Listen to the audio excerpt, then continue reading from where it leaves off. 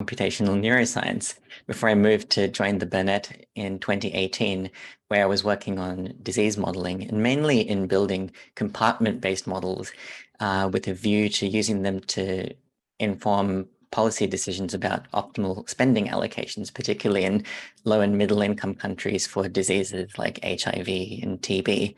And then, like so many people with COVID taking off last year, it redirected a lot of our work.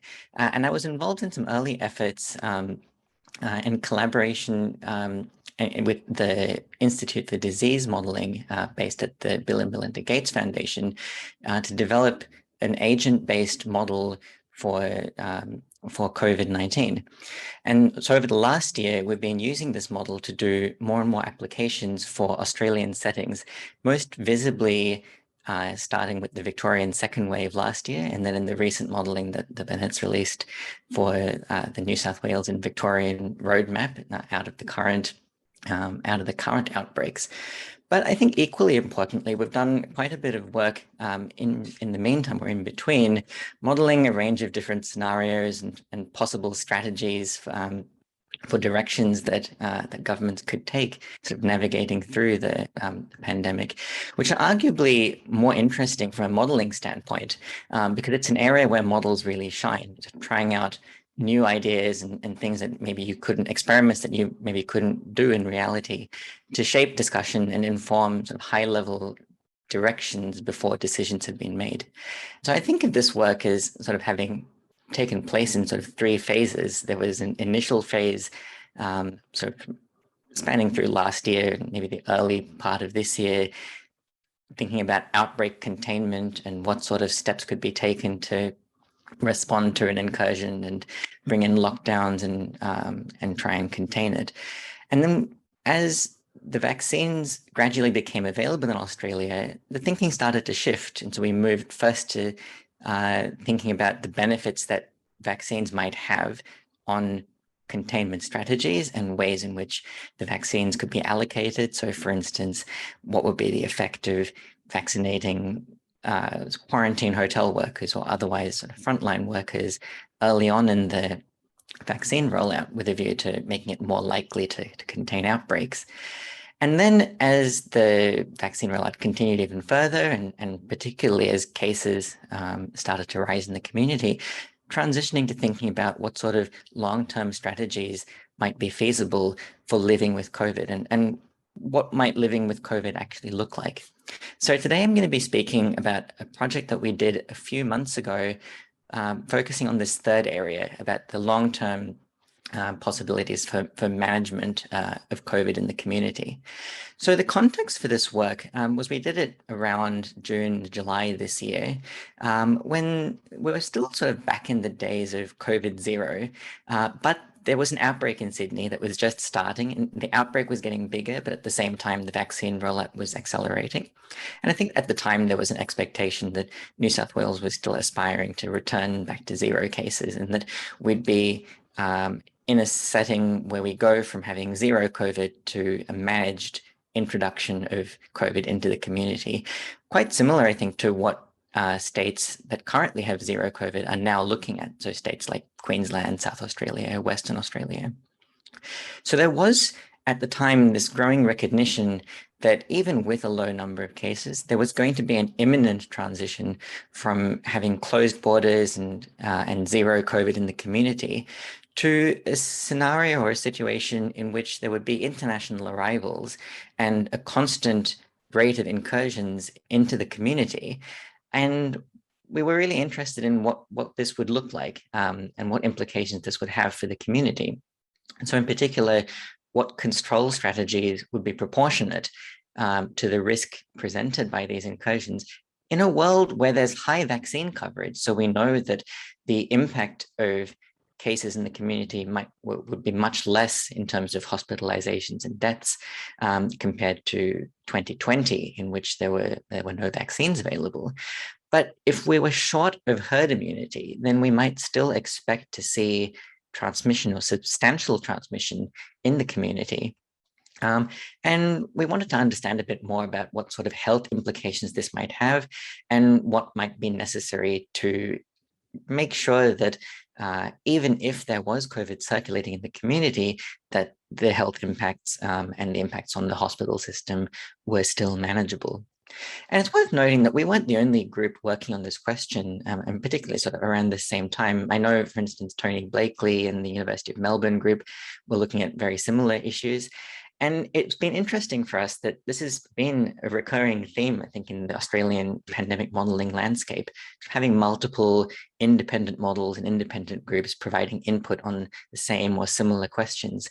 And on reflection, I think just to note that this has been a really effective way of validating recommendations and building confidence in the modeling with tight timelines that don't necessarily allow for the full sort of traditional peer review process of sort of doing a study and then publishing it in the journal. So that's been really good. So we were approaching this question off the back of some previous work that we did with collaborators at that Institute for Disease Modeling and in country in Vietnam. And this one was looking at a very similar question of Vietnam at the time having very low cases and considering opening their international borders and thinking about what were the risks that they would be facing. And one of the things that was done in this study was we looked at the impact of self-regulating behavior, where the compliance with behavioral interventions or like mask wearing or limiting social interactions would increase or decrease as a function of the reported cases. And this would seem to be a realistic alternative to just going straight into lockdown every time some cases come into the community, because that sort of approach isn't feasible or really probably isn't reasonable with a reasonably vaccinated population and with constant incursions. So we were interested in what similar sort of strategies might look like in Australia, and not just sort of self-regulating behavior, but actually regulation of government strategies and formal restrictions being introduced or removed, and the impact that this would have on metrics like the health impacts, like the hospitalizations and the deaths due to COVID, but also what this would mean for the community in terms of how freely we can live and what sort of restrictions might we be asking people to live under. So the model that we're using is the Covasim model, which was developed sort of last year. And it's an open source agent-based model. And it's a reasonably standard design for an agent-based model in that we have it's an SEIR structure where we have states that an individual goes through where they could be susceptible to disease, they can be exposed and then incubate the disease, well, incubate the virus for a period of time before they become infectious. And then, as you can see on this diagram showing the disease progression, they can go through two pathways depending on whether they are an asymptomatic carrier and they just transmit the virus without ever developing symptoms, or they can proceed through increasingly severe symptoms all the way through to death. And it's worth noting in our disease progression that we differentiated between mild, severe, and critical illness with a view to relating them to the demand on the healthcare system. So we associate the severe disease state with requiring hospital care and the critical disease state as requiring ICU care. So we have this framework or flow for the disease progression. And it's also worth noting that the progression through these states is age dependent, so that we're able to capture the significant differences in COVID outcomes for older people versus younger people, both in terms of the impact on the probability of critical illness and death, but also in the probability of becoming symptomatic, or even the probability of contracting the virus, which we know is quite different for very young children compared to adults, compared to older adults. So we can capture all of that in this framework as well. And then the other aspect of these agent-based models is the transmission. And there's one component, which is how infectious or how likely it is that someone transmits the virus if they are infectious, and how susceptible they are to it if they're yet to be infected, and then the interactions that take place between people, which is typically constructed using a network or a network of contacts, which we'll look at in a moment. But the key feature here is that the infectiousness and susceptibility are both age dependent, and we also model a time varying viral load. So that accounts for this idea that people that have been exposed to the virus are initially not infectious at all, and then their infectiousness peaks just around the time that they become symptomatic, and they could be quite infectious a little bit before their symptomatic period begins, and that's shown in this plot on the right. So we have a time varying viral load, and then the viral load also differs from person to person. So we have a distribution where some people can be more infectious than others. And in the model, that's one of the features that drives super spreading events. So you can end up in the model with a person who's not very infectious and maybe doesn't have a lot of high risk contacts. And then that explains the scenarios where a few infections or an infection doesn't really spread, or all the way through to getting really unlucky and having an individual that's highly infectious with a lot of contacts and resulting in a super spreading event. So we can capture these kinds of dynamics as well within this model structure. And then the last aspect of the Covasim model is the ability to put in interventions which manipulate either the disease progression or the transmission. And interventions could be things like testing or vaccination that then change people's behavior or change the probability of them progressing through the different disease stages. Or they could be interventions that affect contact networks and then change the pattern of contacts. But from a technical standpoint, one of the nice things about the Covasim model is that it has a highly modular structure that allows interventions to be implemented externally to the Covasim code. So users can implement their own interventions and kind of inject them into the model, which provides a very high degree of flexibility and allows overriding or changing parts of the model that are maybe implemented relatively low down. But this allows the Covasim model to support the kinds of, the really wide range of kinds of questions that tend to be asked by different governments and policymakers. So having that flexibility has been really useful.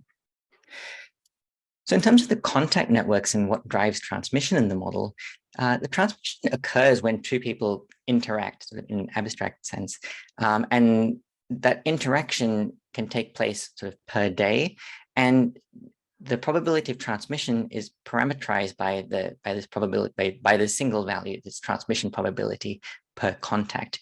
And that could depend on a range of different factors, which then get sort of decomposed in the model. So it could depend on the nature of the contact. So in different settings, people might be in different levels of proximity, or the duration of contacts might be longer or shorter.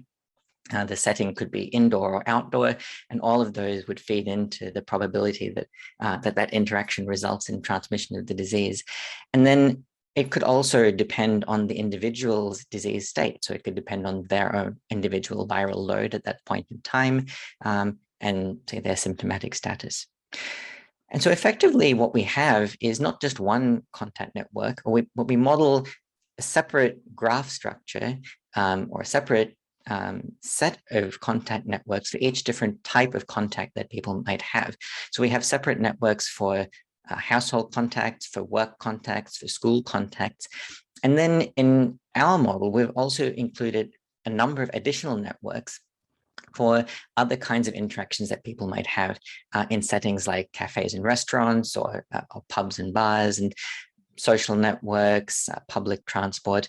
And the reason that we've taken this approach is because we can then, by decomposing the contacts in this way, we can target interventions at specific contact layers. So the closure, so governments typically have responded to outbreaks with measures like density restrictions, or closing cafes and restaurants, or pubs and bars. And those would impact some contacts and not others. And so we've got them disaggregated here.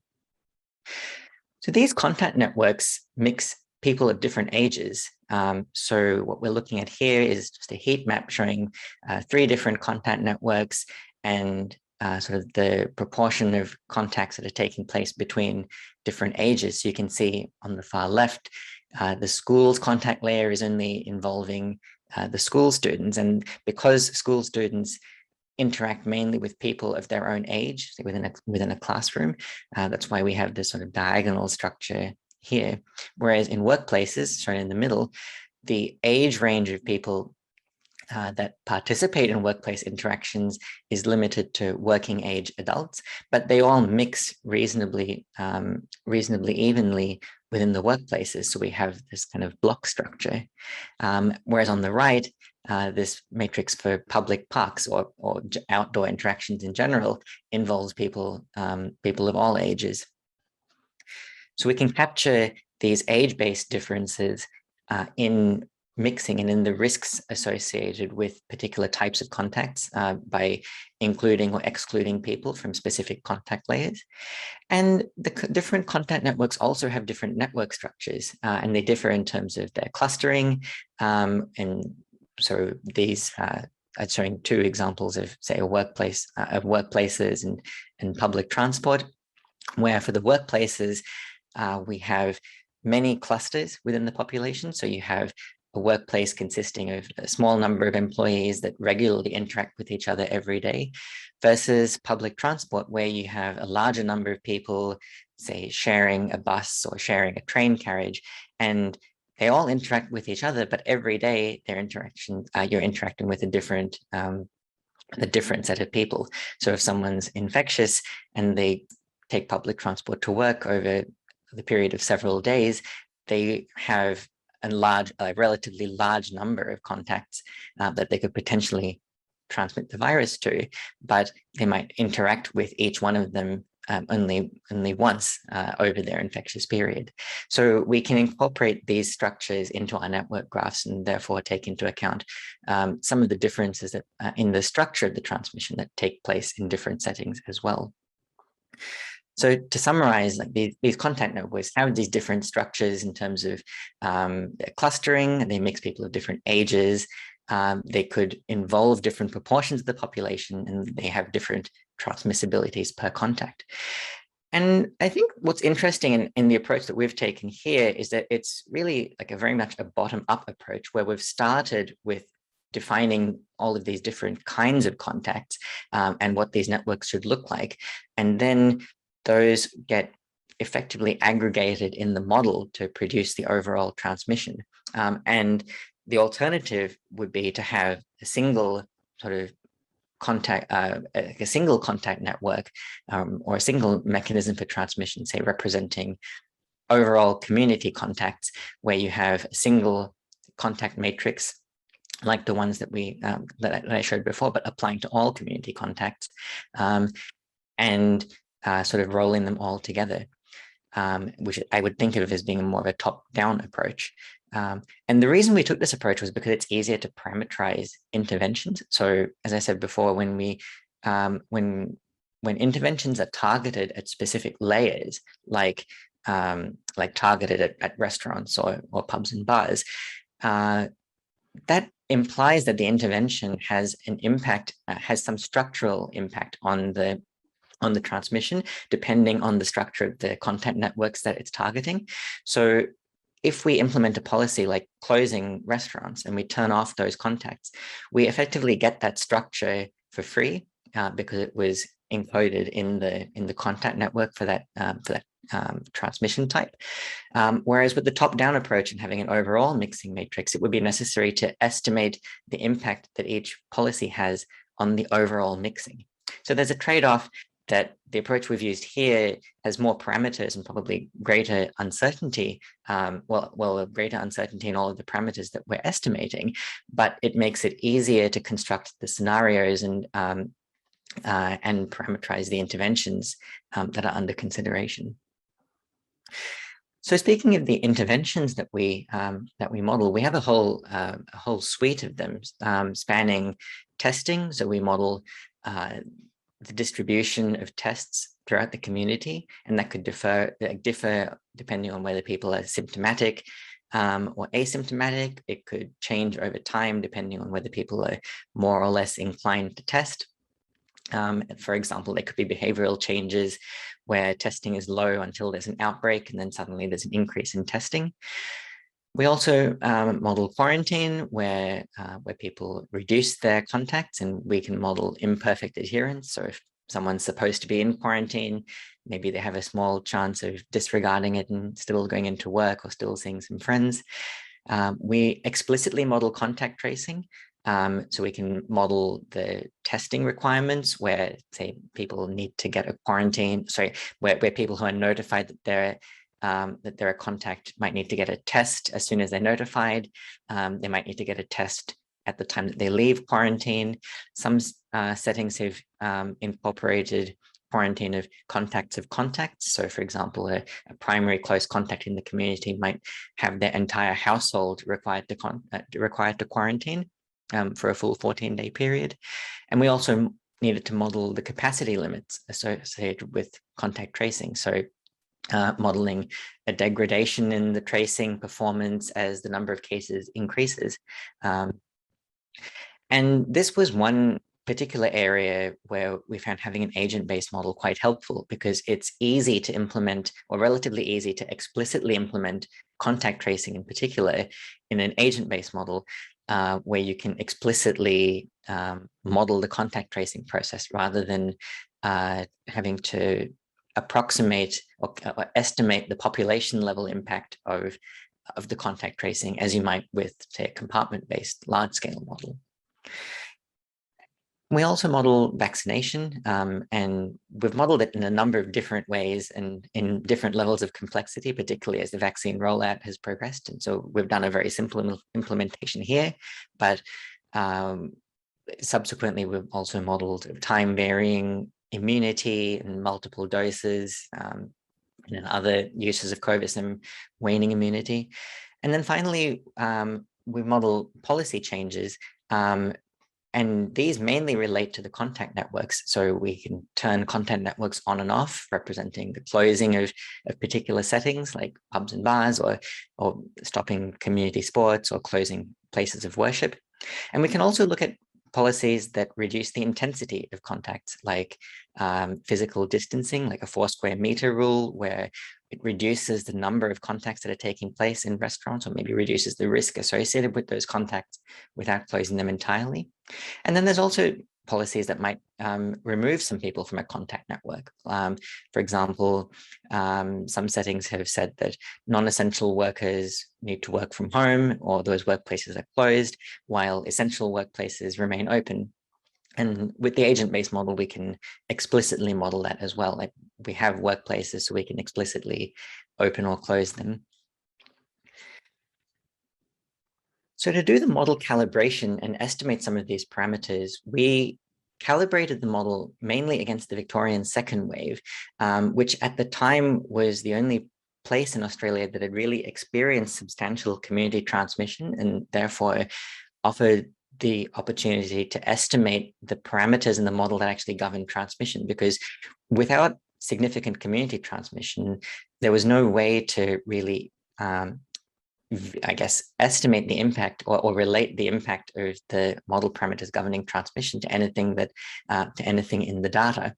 So it was, in a way, fortunate that we had this that we had these data available to estimate the parameters and then use in our forward projections and for our scenario analysis.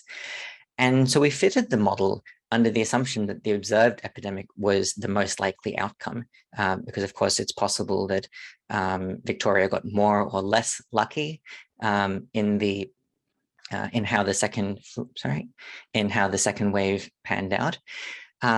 But we sort of made the explicit decision that we considered the observed epidemic to be the most likely possibility.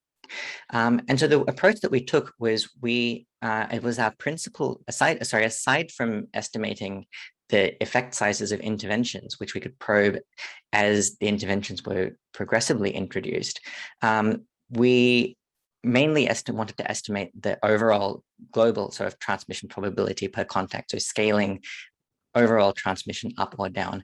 And the way we did that was by running a large number of simulations and then filtering them to include only the ones where the outbreak or the epidemic trajectory matched the cumulative or the observed epidemic in Victoria at the time. And by considering that subset of the model runs, we could estimate the distribution or the probability distribution for that transmission probability per contact, which we could then sample over when doing our forward projections. So for this study, we modeled the impact of vaccines in a relatively simple way. We wanted to examine the long-term outcomes after the rollout was completed. So we only considered vaccination, we only considered a situation where everyone had received their second dose. And we made simplifying assumption that everyone would be vaccinated with Pfizer. And we drew the vaccine efficacy parameters from studies conducted in the UK. And so these were the ones that we used here. So we had in our baseline scenario an 80% level of protection against infection, and then increasing protection against further disease endpoints all the way up to 92% protection against death. But it's worth noting that we that these reported levels of protection are sort of overall levels of protection, whereas in the model, they get parameterized as sort of conditional levels of protection. So the probability of, so for example, we need, when the model is driven by the probability of developing symptoms given that infection has occurred. So we take these overall levels of protection and we can invert them to estimate or calculate the those conditional protections. So for instance, the 85% reduction in symptoms for vaccinated people overall translates to a 25% reduction in symptoms given infection. So the scenarios that we ran in this study, so we wanted to examine the transition out of a COVID-0 era into one where we have an ongoing rate of incursions. And we were particularly interested in the situation where herd immunity has not been achieved. And so we wanted to define sort of possible strategies for raising or lowering restrictions dynamically. And we wanted to look at what sort of restrictions might be considered, like how severe would they be, or how intense would they need to be, and what would be the impact of making up strategies for raising or lowering the restrictions more or less restrictive. So we took the approach of predefining a set of strategies, which are the triggers for raising or lowering restrictions. And then with those predefined strategies in place, we ran the model for 12 months following the start of cases being introduced into the model, assuming a fixed level of vaccine coverage so that the vaccine rollout had been completed. And then we estimated the epidemic outcomes from those scenarios.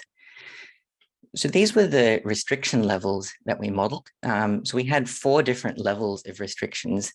So we modeled effectively having no restrictions in place, so living like it's 2019, and we're sort of with full mixing in the community. And then we modeled light, medium, light restrictions, medium restrictions, and lockdown restrictions, where they differ in terms of, I guess, yeah, in terms of how much the level of reduction in mixing in different settings. So for example, the light restrictions had a 50 person limit on outdoor gatherings, together with a 4 square meter rule on settings like cafes and restaurants, whereas the medium restrictions had smaller outdoor gatherings and restrictions on social gatherings, all the way through to lockdown, where many settings are sort of closed entirely. And so the idea was that, governments could move up and down these levels of restrictions in response to cases rising, or we also looked at hospitalizations and hospital usage. So with this collection of restrictions in place, we then defined a set of strategies for when these restrictions would be raised or lowered, corresponding to how aggressive the response is to, say, to rising cases or rising hospitalizations. So here we've got, say, 9 different policies, and they differ in 2 ways. They differ first in what are the thresholds that might be that were being used for bringing in the restrictions, and they also differ in terms of what restrictions are being brought in. So, for example, on the second row, the strategy for going early with light restrictions, the threshold for introducing the restrictions is a 7-day average of 10 diagnoses per day. So once the daily diagnoses reach 10 cases per day, the light restrictions are brought in. And then if the 7-day average drops below 5 cases per day, then those light restrictions are removed. And we can define strategies that also involve multiple levels of restriction. So, for example, at the bottom of this table, there are strategies for gradually escalating the restriction. So moving from no restrictions through light, medium, and then heavy restrictions as the cases rise. So if we get to 10 cases per day, bringing in light restrictions. If the cases continue to rise, once they reach 30 cases per day, bringing in medium restrictions. And so on. And in the same way, sort of gradually decreasing the restrictions.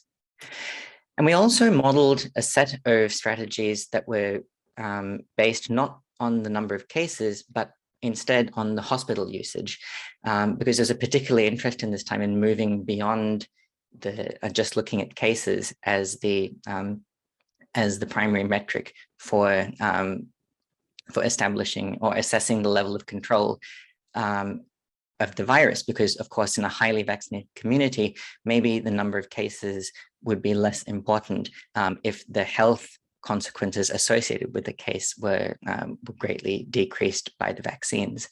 And so we modeled this whole set of strategies that were based on the hospital usage as well. So this is an example of what those time varying restrictions or these dynamic restrictions looked like. So on this plot, we're looking at on the top, the number of cases per day, that 7-day average, and on the bottom, the number of people in hospital. And then on both plots, and so those are shown in red, and then on both plots, the blue curve shows the restriction level. And so you can see in this case, as the restrictions are brought in, as the cases rise initially, after the start of the simulation, once they reach the threshold for bringing in restrictions, the level of restrictions increases, and it increases progressively until it reaches a full lockdown, which turns around the outbreak. And then as cases decrease, the restrictions drop in response. And so over the course of the year, the restrictions go up and down depending on what the cases are doing. And in all of these scenarios, we had to assume we had to make assumptions around the vaccine coverage and the incursion rate. And so this figure is showing we had assumed 95% vaccine coverage in the 65 plus age group, 70% coverage from 12 to 59, and also 70% coverage for children, say under 12 years old. But we did sensitivity analyses around these to look at what this would look like with different levels of vaccine coverage. And then this is essentially showing the same thing, but for a different policy response, and for a policy response being based on the number of people in hospital rather than the number of people rather than the number of people being diagnosed. So for all of the combinations of the different response strategies, we end up with a whole with a very large number of simulations that look like this. So we typically ran around 1,000 simulations per scenario. And then this was the main outcome of the study. So what we're looking at here is our visualization of the trade-off of the epidemic metric. So in this case, we're looking at the number of deaths over 1 year, and that traded off against a lockdown metric. And so here we're looking at the average number of days under restrictions on the right. And we can see that these strategies, even for the same levels of vaccine coverage and the incursions per day, they all differ in terms of the number of deaths that you might expect to have per year and the number of days that you'd need to be under restrictions for. In particular, we could trade off that we could see if we go early with light restrictions in this in this vaccine, with this assumed level of vaccine coverage, then in the model we'd be looking at having light restrictions imposed for most of the year, whereas a strategy that of waiting and then bringing in a lockdown. So that strategy where you do nothing until cases have risen relatively high and then you respond aggressively, would end up having a considerably shorter, less time spent under restrictions, but those restrictions would be more intense. And then the strategies where the restrictions are gradually brought in or brought in with different levels of, at different sort of different rates with different triggers, could all give you different projections or different estimates for how long you'd need to be under different levels of restriction. So for that last strategy, for instance, escalate with delayed backstop, has very similar outcomes to the strategy of go early with lockdown, but actually ends up with most of the time spent under light restrictions rather than most of the time spent under lockdown restriction. And so it might be a lot more acceptable to people. So this was our way of coming up with a way of relating the strategies that governments might be considering as part of their overall response to the kinds of metrics that they want to be reporting to the community, or the metrics that might really matter for how people live in the community.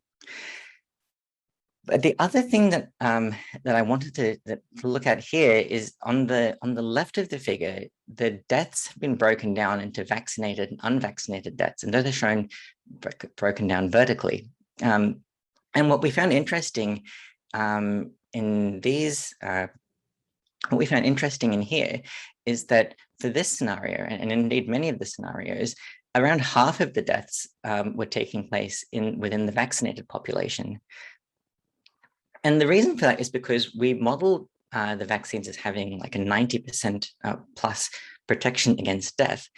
But of this 90% or 92% protection against death, quite a lot of it is coming from the 80% protection against infection.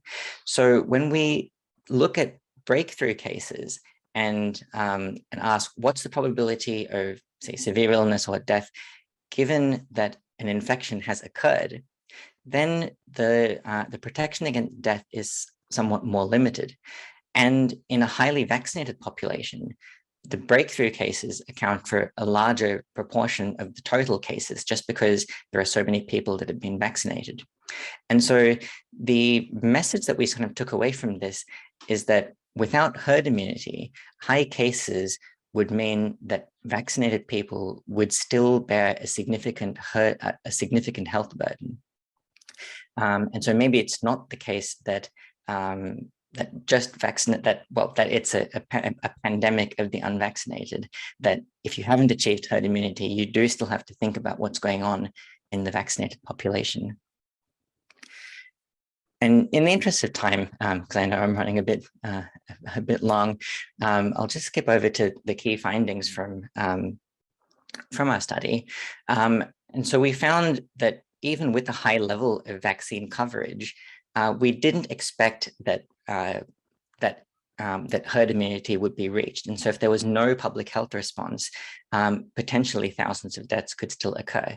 But we also found that light restrictions would probably be sufficient to control outbreaks, and that, but as a trade-off, heavier restrictions could regain control faster, and maybe, and strategies that used heavier restrictions would probably end up having imposed them for less time. If we also thought that if infections are continually introduced, then restrictions would either need to be maintained or periodically reimposed. And that overall, the results held regardless of whether the restrictions were being driven by diagnoses or by hospital utilization as trigger thresholds. But we found that using the hospital usage as a trigger threshold would probably lead to less overall time under restrictions because it was more tolerant of having a high number of cases. But it would still achieve adequate health outcomes because those triggers were being driven by the population of people that were at the highest risk of continuing on to critical illness or death. But again, I think one of the things that we really took away from this is that without herd immunity, it's really important to consider the infections and the transmission among the vaccinated population. And then finally, I did want to just reflect on some of the changes that we've seen since this study took place, because it was only a few months ago. So this was done at the end of July, but already the COVID landscape in Australia has changed quite a lot. So for instance, it turns out that the incubation period for the Delta variant is probably shorter than we assumed. And so the transmission will be even higher than what we looked at, than the results that were produced in this study. But on the positive side, the vaccine coverage among the 12+ population, certainly in New South Wales and Victoria, is a lot higher than anticipated. And some of the sensitivity analyses that we did in this study would show that would have really great implications for how long restrictions would be needed for, or the probability of containment being achieved. We also didn't look at waning immunity in this study, and we know that waning immunity is becoming a more and more important issue. But on the other hand, Australia already has a plan for distributing booster doses, and the rollout of booster doses has already commenced. So it's possible that the extent of waning that we see in the community will be limited. And then finally, the policy landscape is also very different, where there's now additional interventions in place or being considered that weren't really being explored at the time the study was done. So in particular, vaccine mandates where people need to be vaccinated to participate in going to restaurants or participate in community settings, and also rapid antigen tests. And I think this really highlights for us, and I guess for everyone working in this space, how quickly things change, and the extent to which there's uncertainty in not just in the model parameters, but I guess in the broader landscape as a whole. And so lastly, I'd just like to acknowledge everyone on the Burnet COVID modeling team for those of us here doing the modeling for the Australian setting. We have a broader group of people doing work in COVID modeling overseas as well. But of course, all of this work is done by our entire team, and then also acknowledging all of the people that have contributed to the Covasim model itself. And thanks very much. Thanks, Romesh. A great talk. So maybe we can accommodate one short question. Can I ask one question? Yeah, thanks. Yeah, sure. Thanks for the great talk. And I was amazed how models are developed and can accommodate so many details. So I guess this is relatively recent. I'm not in this field, I'm just guessing.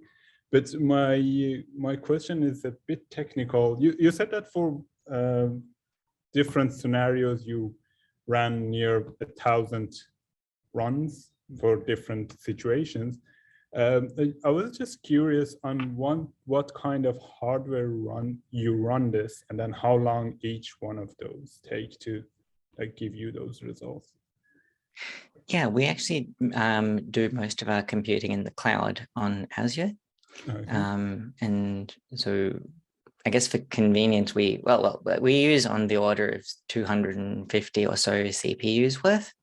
Mm-hmm. And each simulation, it depends on what we're modeling, but these would probably take around 30 to 60 seconds each. Okay, yeah. But of course, there ends up being a lot of simulations if you're doing 1,000 for every combination, like for all of the different strategies, for all of the different sensitivity analyses that we performed as well. Yep. Yeah, thanks. All right. So thanks very much again, Romesh, and participants for joining us, and looking forward to seeing you in our next seminar. Thank you. Thank you.